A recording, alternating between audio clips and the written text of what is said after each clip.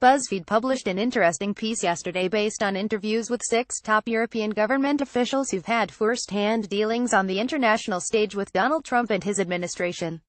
Not surprisingly, the foreign officials characterized the American president as erratic, ignorant, and something of a laughingstock among Europeans at international gatherings.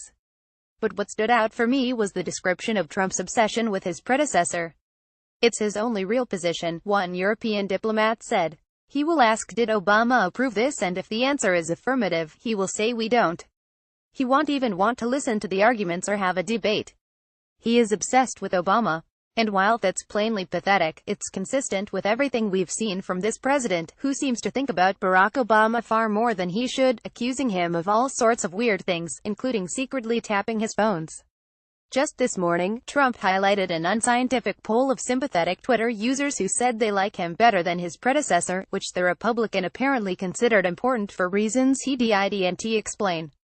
In fact, the burgeoning crisis in North Korea seems to have brought these festering attitudes to the fore.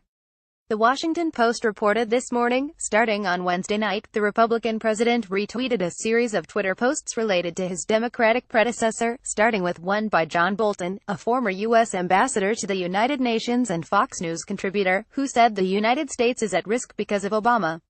The problem, well, one of them, anyway, is that aside from the reckless rhetoric, Trump's policy towards North Korea is surprisingly similar to Obama's.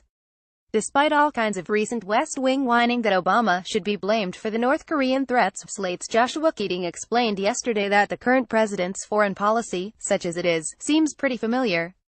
The main approach of the last 4 years of the Obama administration was to push for more international sanctions, covertly sabotage North Korea's missiles, provide defense systems to North Korea's neighbors, and call on China's leaders to do more to pressure Kim. Is this starting to sound familiar? A number of observers have pointed out that there is more continuity between the Trump and Obama approaches than you might think. This makes sense given that avoiding direct confrontation with North Korea is probably the only option for avoiding a body count in the tens of thousands if not more. And despite the rhetorical fire and fury unleashed by the president Tuesday, more level-headed officials like Tillerson are indicating that the U.S. policy on North Korea hasn't changed. Obviously, Trump's apocalyptic rhetoric is fundamentally at odds with his predecessor's diplomatic approach. Obama knew better than to casually threaten a nuclear confrontation without forethought as part of an ill-tempered tantrum, but if we look past what Trump is saying and focus entirely on what his administration is doing, this White House has discovered that the previous White House actually knew what it was talking about. It's why, the amateur president's bluster notwithstanding, the Trump administration is effectively reading from Obama's script on both North Korea and ISIS. As the Washington Post's Dana Milbank wrote last week, President Trump appears to have found himself a new national security advisor. His name is Barack Obama.